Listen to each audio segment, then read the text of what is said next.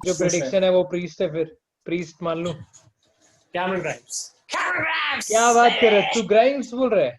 Cameron खा भाई, दो यार उसको, ओ दो हो, क्या बात है यार।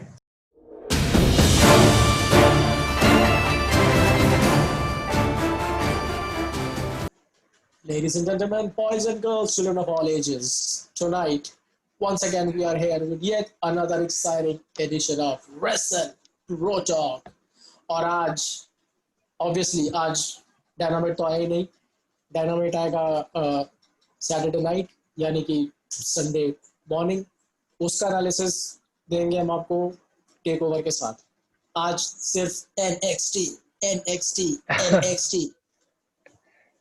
तो NXT आज फिर से मतलब ऑब्वियसली सॉलिड शो, और जो अपना हमेशा की तरह और जो अपना शो ओपनर था, that was a great match between Gargano and rich Holland. NXT UK का बंदा है रिच हॉलैंड, बहुत तगड़ी बॉडी वाला। जब उसकी एंट्री हो रही थी, मोरो ने बोला था कि he is a human action figure. He has muscles where people generally don't have anything. दो तीन ऐसे सुपरलेटिव्स मारे उसने। और इस मैच में एक ऐसा स्पॉट हुआ कि ऐसा लगा भाई तगड़ी रियल लाइफ इंजरी होगी गार्गेनो को। भाई please start, please explain. Okay, तो पहली बात तो ये जो तूने जो लाइनें मोरो वाली यूज करी, मेरा भी ध्यान गया था एग्जैक्टली इन्हीं दो पे। और उसके बाद मैच ऑब्वियसली अच्छा था, लेकिन ना मेरे को पर्सनली रेसलिंग वाइज थोड़ा सा ग्रीन लगता है बंदा वो हॉलैंड। और उसको देख के मेसन रायन की याद आती है। मैं ऑब्वियसली उसी वाले फेज में देख रहा हूँ आजकल। तो as far as I know, ये भी वेल्स का ही है, वो भी वेल्स का ही था। मतलब यूके के तो है ही दोनों का फिजिक, बॉडी स्ट्रक्चर सेम है। मेसन रायन को मैं और मेरे दोस्त अगला बटिस्टा बोलते थे, बट बटिस्टा के 5% नहीं पहुंच पाया, वो अलग बात है। रेसलिंग वाइज वो भी इतना अच्छा नहीं था, ये भी अभी तक तो नहीं है। और मतलब ऑब्वियसली बात है, एक तो गार्गेनो मिस्टर टेक ओवर है, उसका 18th टेक ओवर मैच ये अब होगा, या शायद से होगा 18।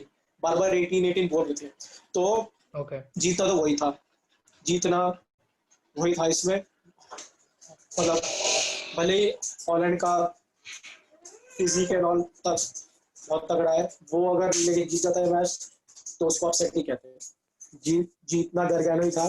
और वो जो एक स्पॉट था वो लास्ट वीक में ही जब ये हो गया था ये शो टेप, तो ऑब्वियसली स्पॉयलर्स में आ गया था वो कि ऐसा एक स्केरी मोमेंट हुआ है। पीछे से ट्रिप्स और एचबीके भी निकल आए थे चेक करने के, तो ऑब्वियसली वो सब पार्ट तो काट दिया शो में, लेकिन वो स्पॉट सही में वो स्केरी ही था। ही landed right on his neck.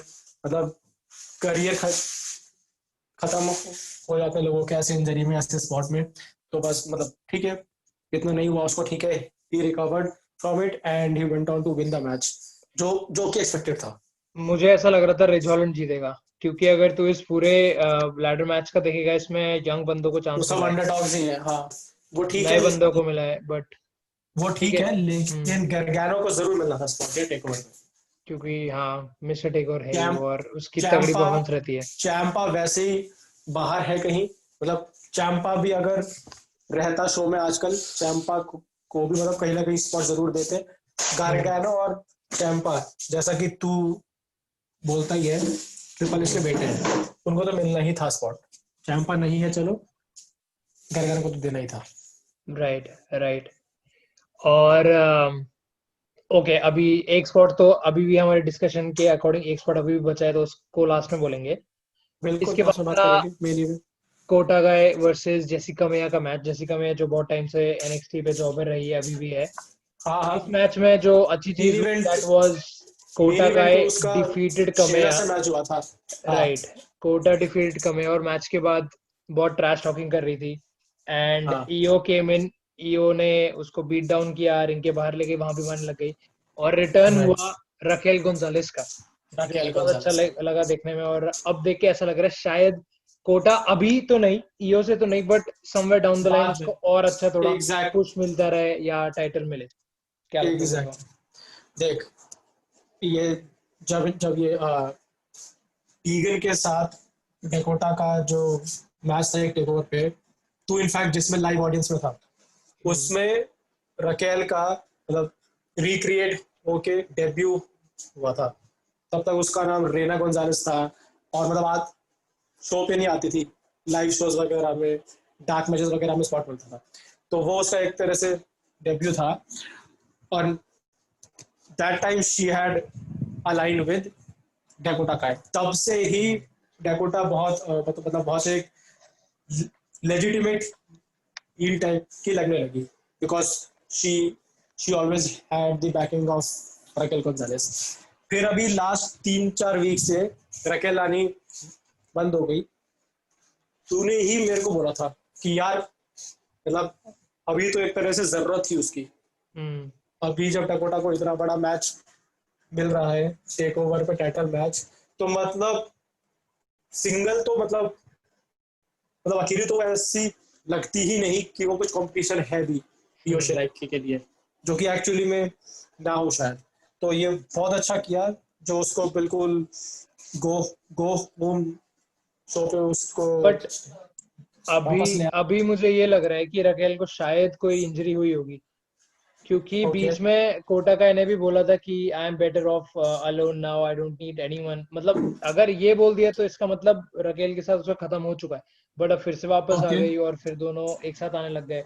तो कुछ तो हुआ होगा, उनको लग रहा होगा मे बी लंबी इंजरी है, बट वो जल्दी वापस आ गई तो वापस डाल दूं दोनों को साथ में। हो सकता है इन दोनों का आपस में ही फ्यूड हो जाए डाउन द लाइन। रकेल मतलब वही है हो कि सकता है।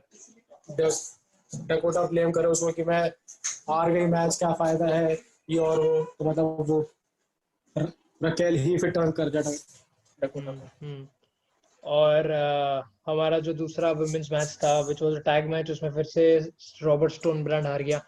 हार गया तो तुझे क्या लगता है अभी मर्सिडीज मार्टिनेज वर्सेस रिया रिप्ली के लिए ही बन रहा है रियर जो भी बन रहा है? Exactly obviously, and that match is going to be solid. Shotzi Shotzi obviously पहले पहले दिन से अच्छी लगती है, अपने गिमिक में, रेसलिंग वाइज हम्म। सब में अच्छी है वो। लेकिन ये जो पूरा बिल्डअप है, ये this is for a singles match between Riya replay and Mercedes Martinez. Cool, cool. And what did you think about NXT's top guy Adam Cole, baby, and Pat Pat McAfee's segment? Pat McAfee आज अपने 3 कुछ दोस्तों को लेके आया था जो सुनने में एनएफएल है के कि दोस्तों के साथ आया था। एनएफएल के ही बंदे थे, हाँ वो तो उसने टू बताया ही था। Even out the playing field. Exactly exactly. देख लास्ट वीक तक मैं ही कह रहा था खुद कि यार ये क्या दिया हुआ है यार, मतलब कोल कोल के लेवल के बंदे को क्या दिया हुआ है, नॉन रेसलर। फुटबॉलर से मैच हो रहा है टेक ओवर पे। लेकिन साफ बात है रेसलिंग का तो मेरे को नहीं पता, ऑब्वियसली मैं कैफी का किसी को भी नहीं पता, लेकिन लेकिन जो उसने प्रोमो काटा है आज, माइक पे बंदा बहुत अच्छा है। मतलब उसने माइक माइक पे ही उसने बेच दिया मैच मैच एक तरह से कि it should be a good fight. मुझे भले मतलब आज उसमें ये रेसलिंग, भले उसमें एक्शन वाइज इतना अच्छा ना हो, लेकिन मतलब स्टोरी वाइज मैच अच्छा होगा। मुझे आज ये लग रहा था कि वो मैच कुछ नो डिस्क्वालिफिकेशन या स्ट्रीट फाइट या एनीथिंग कुछ तो हो जाएगा। मतलब हाँ हाँ आज हाँ पैट मैकेफी अपने दोस्तों को भी लेके आया तो मुझे लगा कुछ तो बोलेगा वो, बट अभी तक भी नहीं हाँ, बोला।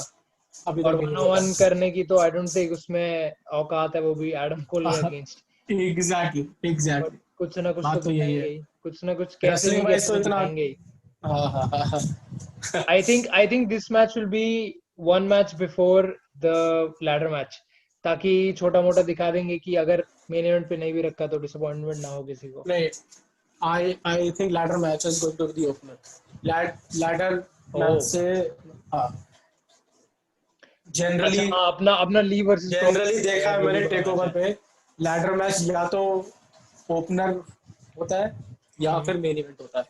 हम्म।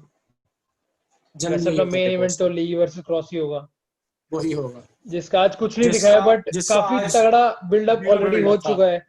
और हाँ ली की काफी आंख ज्यादा फूट चुकी है, तो अगर उसको दिखाते तो ऐसा लगता कि यार बड़ी जल्दी आ गया, जैसे रे मिस्टीरियो हो जाता है। जैसे मिस्टीरियो का लग रहा था एग्जैक्टली। तो मतलब थोड़ी तो कंटिन्यूटी और अच्छा मेंटेन किया ट्रिप्स ने इस मामले में। ओके ओके तो भाई moving on to Legado del Fantasma again, the फाड़ बंदा Santos Escobar once again taking the victory, pinning the guy, 6-man tag match. क्या लगा तेरे को इसके बारे में? देख, आई थिंक कि इसको टेक ओवर पे मिलना चाहिए था स्पॉट। टेक ओवर पे as far as I can recall, सही सोच रहा हूँ बिल्कुल, क्रूजरवेट टाइटल का डिफेंस आज तक नहीं हुआ, तो होना चाहिए था, क्योंकि मतलब Escobar has taken this title to new heights, एक अलग ही लेवल पे ले गया है वो, तो ही deserve the takeover match against Swerve Scott. ठीक है, नहीं दिया, लेकिन अल्टीमेटली होगा यही मैच, टाइटल मैच जो कि नेक्स्ट होना है, जब भी हो is going to be Escobar versus Scott. And speaking of Legado faction जो है इसका, ये अपने नेक्स्ट पॉइंट का सेगवे है कि किक ऑफ पे triple threat number 1 contenders tag team match रखा है, Birch and Lorcan versus Brijango versus Legado, जिसमें कि ऑब्वियसली बाकी दोनों बंद होंगे, राउल मेंडोजा एंड वकील वाइल्ड।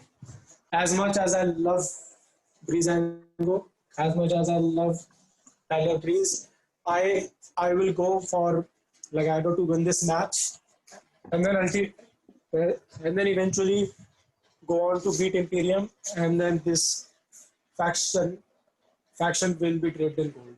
यार ये तो तूने बहुत बहुत बड़ी चीज बोल दी यार इन लोगों के लिए। मतलब आई थिंक अगर ये मैच भी जीत जाए, नंबर 1 कंटेंडर्स भी हो जाए, बट आई डोंट थिंक इनको टाइटल देंगे यार।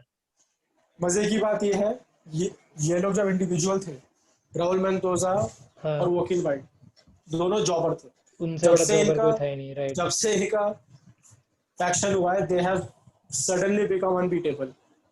रेसलिंग स्किल्स, टैलेंट वगैरह सब वही है इनका। बात ये है कि बस अब इनका एक बहुत स्ट्रॉन्ग हील फैक्शन है। मेंडोजा स्टार्टिंग, हाँ एक चीज मैंने ये भी नोटिस की है कि जब से ये फैक्शन बना है, तब से क्रूजर वेट टाइटल से थोड़ा मतलब फोकस हट के एज अ फैक्शन दिखाया गया इन तीनों को। एग्जैक्टली। तो आई थिंक, मतलब ये बहुत बोल्ड प्रेडिक्शन है मेरी, लगाडो del फैंटास्मा is the next undisputed era in terms of all its members being champions at the same time। Okay सही है, मतलब हो भी सकता है क्योंकि इतना अच्छा पुश मिला इनको। और वैसे भी इंपीरियम का टाइटल रन बिल्कुल ड्राई दिखा रहे हैं, बिल्कुल मतलब दिखा ही नहीं रहे हैं उन बंदों को यार, ये भी नहीं, उनको टाइम भी नहीं मिलता टीवी टाइम तक नहीं। और मतलब ये मुझे समझ नहीं आ रही बात, जब दोनों लोग जब यूएस में हैं, वो दोनों यूएस में थे तभी तो उनको दिए थे title in the first place, वरना तो वॉल्टर और वुल्फ जो है बाकी दोनों लोग इन फैक्शन के, वो तो बेचारे अटके हुए हैं यूके में, ये दोनों यूएस में थे इसीलिए ही इनको टाइटल दिए। और फिर उसके बाद से शायद से एक ही बार शो पे आए हैं और एक ही बार इनका डिफेंस हुआ है ब्रिजांगो से, तो I think the titles will be taken of Imperium pretty soon.